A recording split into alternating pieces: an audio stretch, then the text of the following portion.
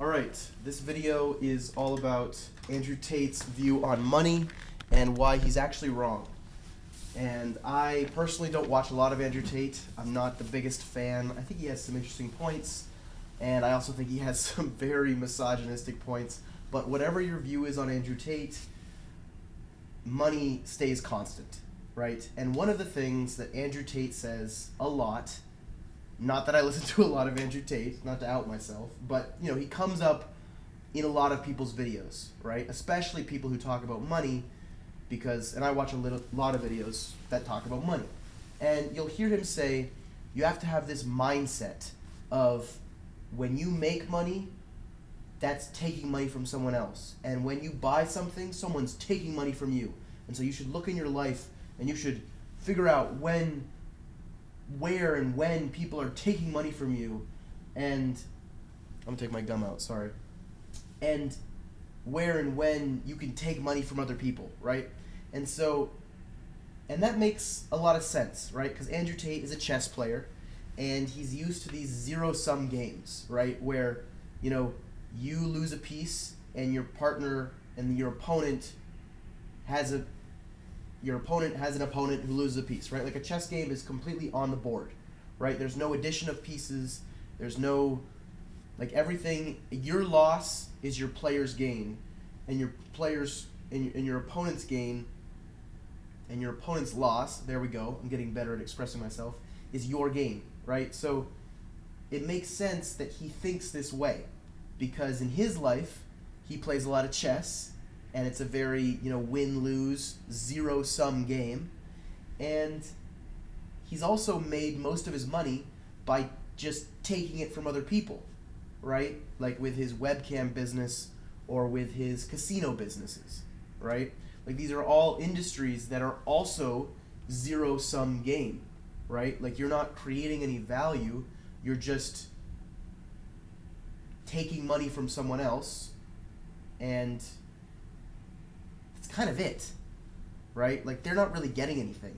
They're addicted to watching naked women, and so they give you their money, or they're addicted to pulling a lever on a machine, and some percentage of the time they win, but most of the time they lose, so they give you their money, right? It's like you made this smarter decision to not give your money to naked women and instead organize those naked women, possibly, by coercing them, but I'm not going to get into that, and you take money from stupid people, or you take money from people who are addicted to gambling, right? And so in his mind, he's made, and I don't know, maybe he has other ways of making money, but essentially in his mind, I can understand why he thinks this, because his whole life has been zero-sum games, and he's made a lot of money thinking about money in a zero-sum way. So, 1 + 1 is 2, right? In his mind, it's like, okay, this worked and this worked, so this is the way that it is. But in reality, that is not the case, all right? Andrew Tate is a very wealthy person, but he is not nearly as wealthy as the wealthiest people. And the way that real gigantic wealth is created is not by taking someone else's slice of the pie. It's by making the whole pie bigger. All right? Now, what do I mean by this? When you learn how to fix a car, all right, and your friend has $20 and they can now give you that $20 to fix their car, you got money, they got a fixed car, both people got more wealthy, right? So you learning that skill just made the whole pie bigger, right? Your friend has a fixed car, which hopefully is more valuable to them than the $20 they gave you, and you have $20, and you know how to fix cars now, right? It's beautiful. You just increase the total size of the pie. And a bigger example, and someone that you'll know, is Jeff Bezos, right? Jeff Bezos isn't sitting there just getting people. I mean, a lot of people are addicted to online consumerism, but whatever the case, Jeff Bezos built a tool, and then he built a company to build that tool, which makes finding what you want and finding suppliers for it easier, right? Amazon.com. It's made the world, I don't want to say Amazon.com has made the world a better place, but it has definitely grown the pie, right? There's lots of people who are now able to more easily sell their products. There's lots of people who are now able to find products that they actually want. This is amazing, right? He grew the pie, and now he has, multiple hundreds of billions of dollars. And Andrew Tate has multiple hundreds of millions of dollars. I'm not saying you can't get rich with Andrew Tate's method, all right? But I am saying, first off, you should be very wary if you ever buy anything from Andrew Tate, because if his view is the only way to make money is to take it from other people, then you should be very careful about buying his products, because it doesn't sound like he cares about you all that much, all right? Now, in my own mind, I struggled with this a lot, right? Because we're born and we evolve to think in zero-sum ways, right? When I lose, he wins. When he wins, I lose, right? It's just, it's how we're meant to think to survive, right? But the way, and this is kind of a weird way to think about it, but the way that I think about it is, if there's moss growing on a rock, right? This is how my brain works. This is how I,